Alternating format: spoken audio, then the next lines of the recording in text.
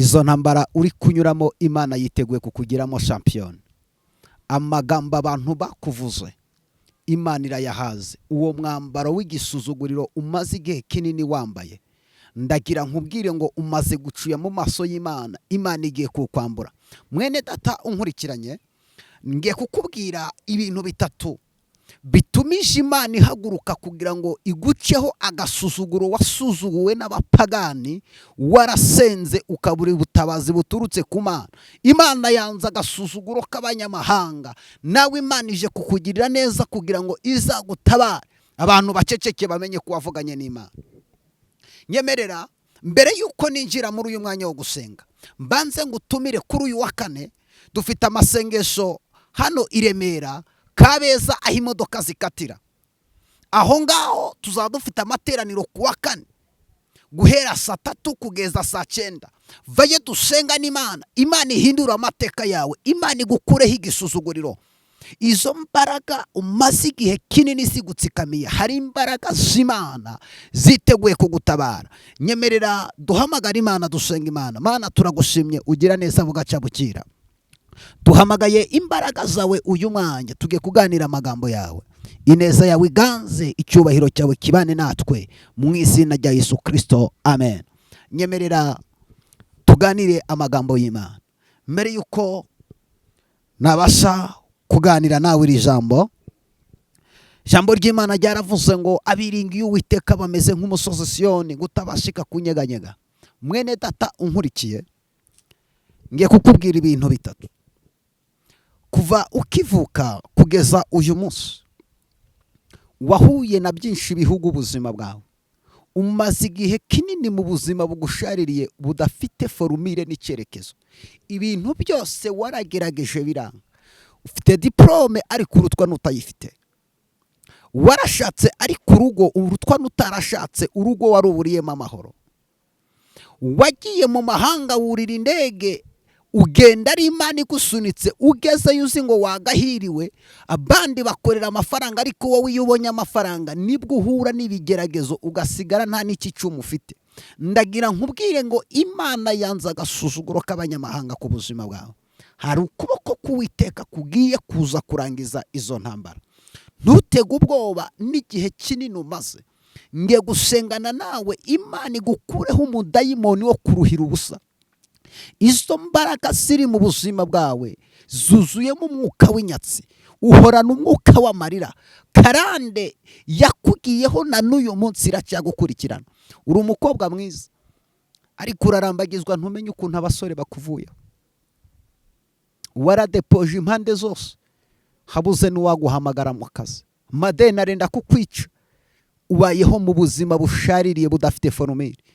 Gihe cyose ubuzima ubayemo nubwo kwizengunukaho. Iyo ugeze ngo ugeze kucugeraho, Satani arakubabaza ukamera nk'umuntu wavunikiye ubusa. Ariko reka nkubwire iri jambo, hari imbaraga z'Imana ngiye guhamagara uyu mwanya zigasenya buri bicaniro byose by'abadayimoni ku buzima bwawe. Imana igahindura amateka yawe. Ntabwo ari wowe wasinyiye guhorurira mama, ntabwo ari wowe wasinyiye amarira. Imana ishaka kugutabara, ariko mbere y'uko igutabara ikeneye umutima wawe. Bantu benshi bibagiwe aho Imana ibakuye. Mwene data, banza usubiza amaso inyuma. Kuri gutuka Imana, nta hantu Imana yagukuye. Ibuka cya gihe Imana igukorera ubukwe udafite famiye, Imana ikabana nawe, ukiga uri imfubyi, Imana ikakwigisha. Ugashaka urugo ukarubamo, bakavuga ngo nturamara 3 nturamara 4, n'uyu munsi ukaba ukirurimo. Banza ushingire ku by'Imana yagukoreye. Banza ushingire ku mirimo y'Imana. Banza ushingire ku mateka ufitanye n'Imana. Nurangiza kuyashingiraho, ubwire Satani ngo iyakoze biriya iracyakora n'ibindi.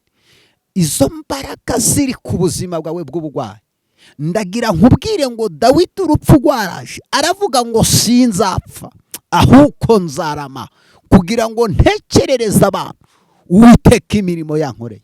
Ndagira nkubwire ngo hereza icyo kigerageza ubuhamya bw'aho Imana yagukuye hari hagoye, urasanga nta garane kigifite ku buzima bwawe.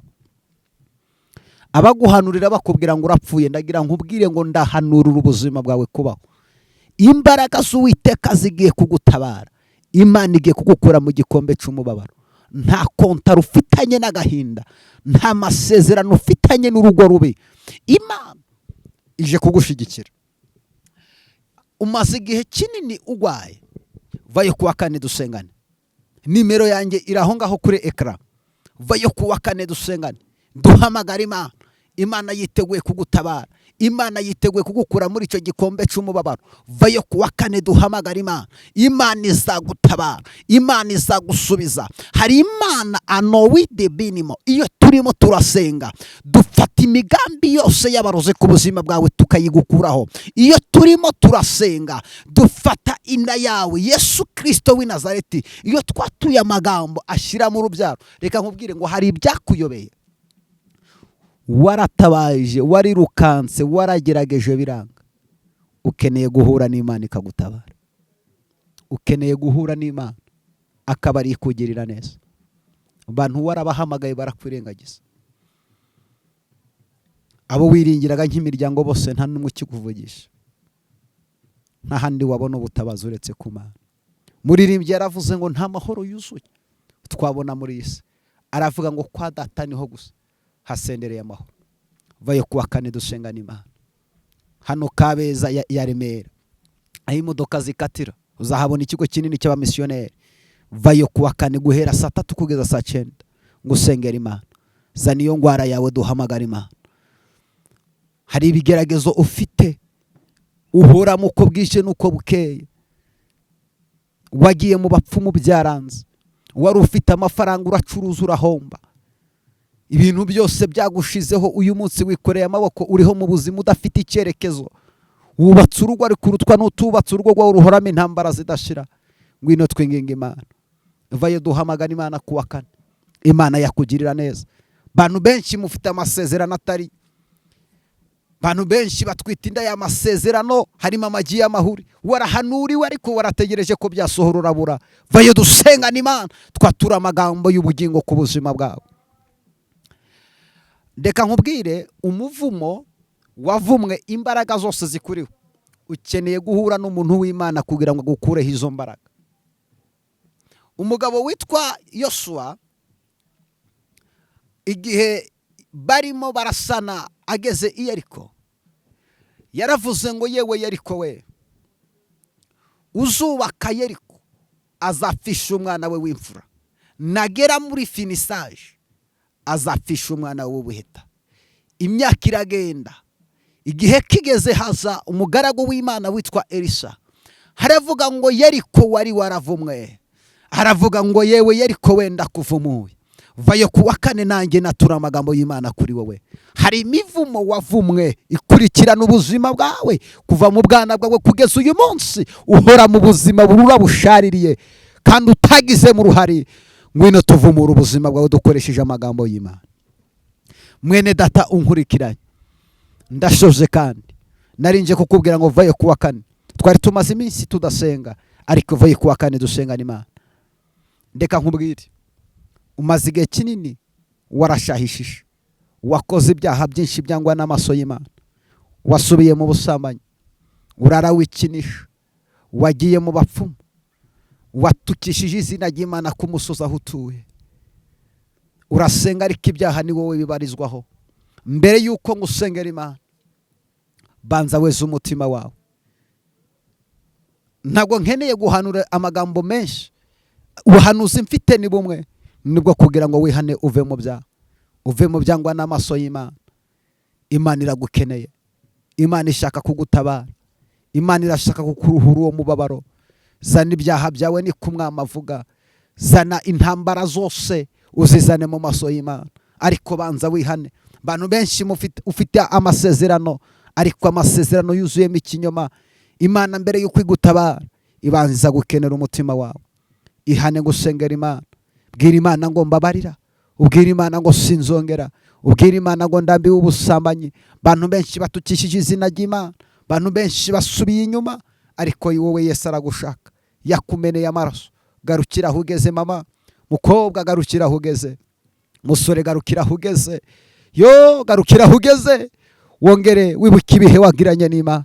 ongera wibuka uko wavuganaga n'Imana ugihamagagwa, ongera wibuka amagambo wavuganaga n'Imana uri ku musozi, ongera wibuke bya bihe wabyukaga nijoro saa 9 ugasenga, hanyuma ugarukira aho ugeze, ubwira Imana ngo ndagushaka, ubwira Imana ngo mbabarira.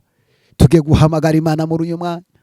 Ndimo ndasenga isengesho rivuga ngo Mana banguka utabare, kuko udatabaye vuba wazasanga abantu baraguye gihono. Nawe Imana igutabare, zana ibyaha byawe, Yesu aragushaka. Wikangwa n'ibyo bigeragezo, izo ntambara uri kunyuramo, Imana iri kugutegura kuzazibamo champion. Inyenyeri yawe nubwo yatwikiriwe, Imana yiteguye kongera kwitwikurura, abantu bakazamura amashimwe y'Imana kuri wowe. Maze igihe kinini urwaye, Mana yampaye imbaraga zo gusengera abagwayi, Mana yampaye amaso y'umwuka wera yo guhanura, ariko icyo si cyo nirata. Bene data, turi muri urugendo, twese twambaye umubiri, turimo turaharanira dusenga uko bwije nuko bukeye. Garukira aho ugeze, Imana igutabara. Imana irantumye ngo garukira aho ugeze, garukira aho ugeze. Imana iracyagukeneye, iracyagufitiye ibambe. Mwene data, impamvu utarapfa nukubera umugambi w'Imana. Hari abafite amafaranga menshi kukurusha, barapfuye, wowe uracyasigaye, nukugira ngo utunganye ibyasigaye bidatunganye.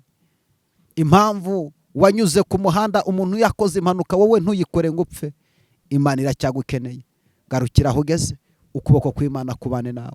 Yesu aragushaka, Yesu aragushaka sister, mama, papa, musore, Yesu aragushaka.